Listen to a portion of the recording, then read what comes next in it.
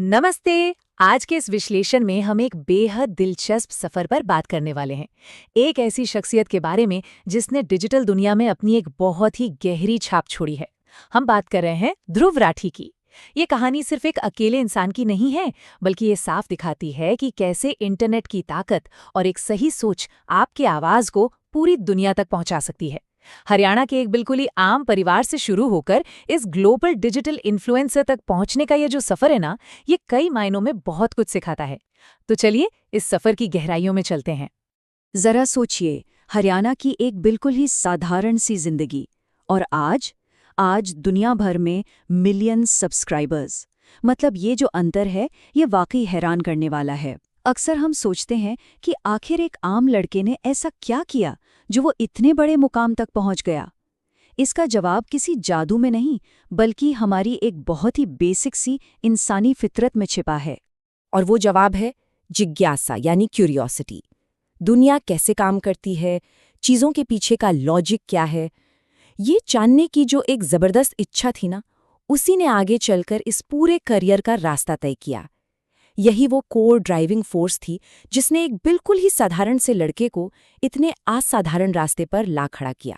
इस सफ़र को अच्छे से समझने के लिए ज़रा इस टाइमलाइन पर एक नज़र डालते हैं। 1994 में जन्म, फिर 2013-14 में यूट्यूब पर ट्रैवल व्लॉग्स की हल्की फुल्की शुरुआत, और फाइनली 2016-17 का वो दौर जहां से कंटेंट ने एक सीरियस और अहम मोड़ लिया। आज हम इन्हीं अलग अलग फेजेस का गहराई से विश्लेषण करेंगे। चलिए सबसे पहले उस नींव की बात करते हैं जहां से ये सब शुरू हुआ। एक एकदम आम मिडिल क्लास शुरुआत। अक्टूबर 1994, हरियाणा में जन्म, एक नॉर्मल मिडिल क्लास फैमिली और वही रेगुलर स्कूली पढ़ाई। उस शुरुआती जिंदगी में कोई लाइमलाइट नहीं थी, बस एक सीधी सादी लाइफ चल रही थी। ये देखना बड़ा दिलचस्प है कि उस वक्त ऐसा कोई भी हिंट नहीं था कि फ्यूचर में चीजें कितने बड़े लेवल पर जाने वाली हैं। लेकिन फिर आता है इस कहानी का पहला बड़ा टर्निंग पॉइंट। हायर स्टडीज के लिए लिया गया एक बहुत बड़ा फैसला।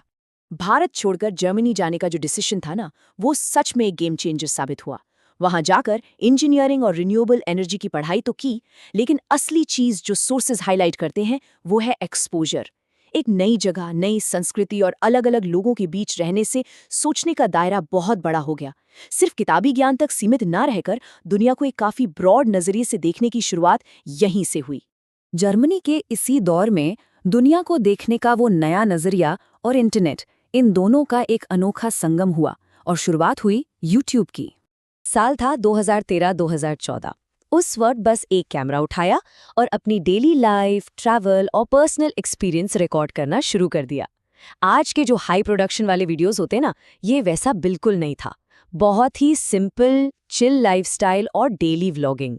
इंटरनेट के साथ कनेक्शन बन तो रहा था, लेकिन वो बस वहीं तक सीमित था।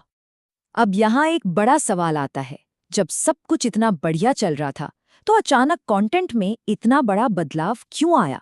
सिर्फ ट्रैवल वीडियो से आगे बढ़ने की जरूरत क्यों महसूस हुई? यहीं से आता है कंटेंट का असली टर्निंग पॉइंट, जिसने आगे चलकर पूरी पहचान ही बदल दी। असल में सिर्फ एंटरटेनमेंट वाले वीडियो बनाने से वो सैटिस्फैक्शन नहीं मिल रहा था। एक बात गहराई से महसूस हुई कि यार, अपने प्लेटफॉर्म का इस्तेमाल सिर्फ लोगों के मनोरंजन के लिए नहीं होना चाहिए, बल्कि सही जानकारी यानी इन्फॉर्मेशन देने के लिए भी होना चाहिए। और यही सोच आगे के सफर का सबसे मजबूत पिलर बनी। आप खुद इन दोनों को कंपेयर करके देखिए। एक तरफ शुरुआती दौर का वो हल्का फुल्का लाइफस्टाइल कंटेंट, और दूसरी तरफ 2016-17 आते आते सीधे कॉम्प्लेक्स पॉलिटिकल और सोशल मुद्दे। उस वक्त समाज में काफी बड़े बदलाव हो रहे थे, और ऐसे में आसान रास्तों को छोड़कर गंभीर विषयों पर रिसर्च बेस्ड एक्सप्लेनर बनाने का ये फैसला बिल्कुल आसान नहीं था, पर यह बहुत ही सोच समझ कर लिया गया था।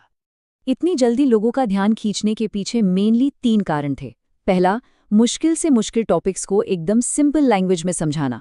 दूसरा, कंटेंट का पूरी तरह से सॉलिड रिसर्च पर बेस होना।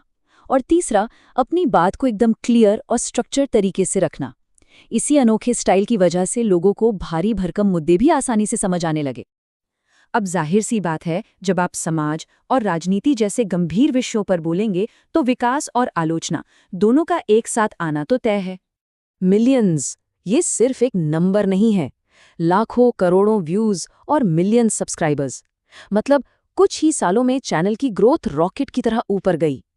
ये इस बात का पक्का सबूत है कि लोग इस तरह के साफ और जानकारी से भरे कंटेंट का कितनी बेसब्री से इंतजार कर रहे थे।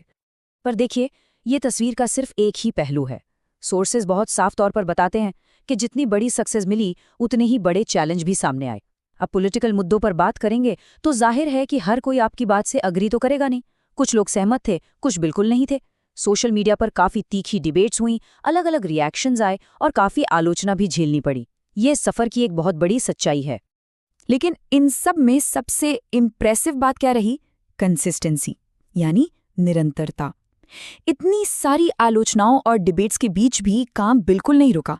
इन्फॉर्मेशन लोगों तक पहुंचाने का जो असली मकसद था, उस पर अडिग रहना और बिना किसी ब्रेक के अपना काम करते रहना, ये सच में एक बहुत शानदार अचीवमेंट है। तो इन तमाम उतार चढ़ाव से गुजरने के बाद आज हम एक बहुत ही प्रभावशाली डिजिटल आवाज को देखते हैं। आज की डेट में अगर हम देखें तो टॉपिक सिर्फ एक एरिया तक लिमिटेड नहीं है। पर्यावरण से लेकर राजनीति और सोशल इश्यूज तक हर चीज पर खुलकर कवरेज है। जर्मनी में बैठकर भी भारतीय दर्शकों के साथ एक गजब का कनेक्शन मेंटेन किया हुआ है और कंटेंट को इंटरनेशनल लेवल पर भी देखा जा रहा है। सबसे बड़ी बात, अब ये सिर्फ एक यूट्यूब चैनल नहीं रहा, लोग इसे एक रिलायबल प्राइमरी इंफॉर्मेशन सोर्स की तरह देखते हैं। और इस पूरे सफर का अल्टीमेट इम्पैक्ट सिर्फ फैक्ट्स बताना नहीं है, बल्कि लोगों को सोचने पर मजबूर करना है। मतलब आप सिर्फ जानकारी लेकर मत जाइए, आप उस पर विचार कीजिए। दर्शकों को अवेयर करना और उन्हें सही सवाल पूछने के लिए इंस्पायर करना ही इस कंटेंट की सबसे बड़ी ताकत है। तो हरियाणा के एक साधारण से लड़के से लेकर दुनिया की एक इतनी पावरफुल डिजिटल आवाज बनने तक का ये सफर आज हमें क्या बताता है? ये साफ दिखाता है कि अगर आप में कुछ नया जानने की जिज्ञासा है और आप आज के इस डिजिटल मीडिया का सही और कंसिस्टेंट इस्तेमाल करते हैं, तो इम्पैक्ट की कोई लिमिट नहीं है। क्या आपको भी लगता है कि आज के दौर में इंटरनेट ने हर आम इंसान को एक बहुत बड़ा ग्लोबल मंच दे दिया है? इसी विचार के साथ हम अपना आज का ये विश्लेषण यहीं खत्म करते हैं। इस चर्चा में हमारे साथ जुड़ने के लिए आपका बहुत बहुत धन्यवाद।